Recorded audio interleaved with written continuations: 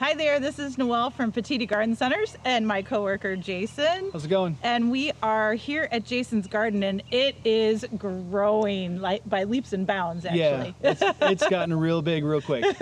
So we're in the middle of June and cold crops have been harvested. And So Jason, tell us about all the things that you've been harvesting and how much you've been harvesting. So the first bed that we did, the leafy ones, we had a variety of romaine, leaf lettuce, we've had Japanese mustard, cabbage, and spinach.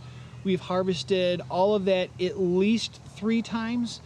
The spinach and the kale seemed to bolt, which means go to flower really quick, and it started to get very bitter tasting. I pulled all that out, re-sowed some more romaine because that is taken off, and we keep cutting it, leaving about 3 to 4 inches, and it just keeps growing. Yeah, by far that's your best grower. Yeah. And I'll tell you folks, romaine will just keep on spiraling out right out of the center. Yep. It is a great productive lettuce, you know, and you can let it achieve full heads, but if you keep on cutting it like leaf lettuce, it'll keep on producing for sure. Yeah, definitely. Yeah. And then also, Jason's got radishes, and you've harvested how many radishes? At least 2 to 3 dozen. Yeah. And it's been, some of them, if you get a little eager and they're a little smaller, and some of them have been almost golf ball size, and it's about every 5 or 6 days of, got a handful, chop them up in the fresh salad we just picked, and it's really good. Yeah, good. So, and your radishes, watch out too, because again, with your cold crops, they're gonna pop up and flower, okay?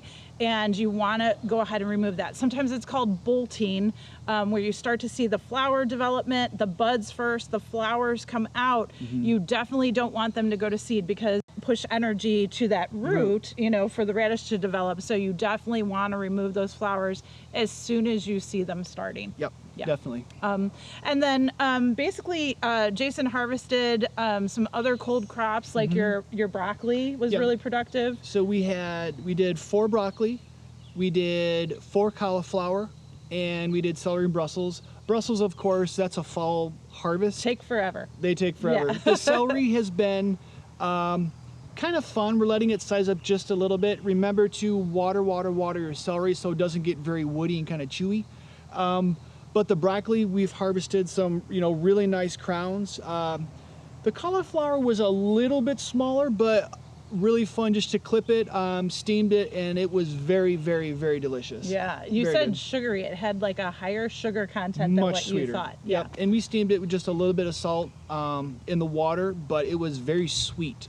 So not like your grocery store varieties. Anytime you can grow it and eat it yourself and eat it right away, much better flavor, and it's something that even little kiddos who might be picky might be a good chance they might like it. Yeah, for sure. And his broccoli as well. So the main crown was harvested, but now you're getting side shoots off it. So it's really worth, again, harvesting your cool crops, growing your own. I was gonna say, Jason, you've been eating salads and eating healthy, for the last 2 months, which has been awesome. Yeah. And it's just nice that instead of making a trip to the grocery store and this and that, you can make a trip to your front yard, backyard, wherever you have it set up, and within minutes, literally go from flower bed to dinner plate. Yeah, it's awesome. Cool. Enjoy. Thanks.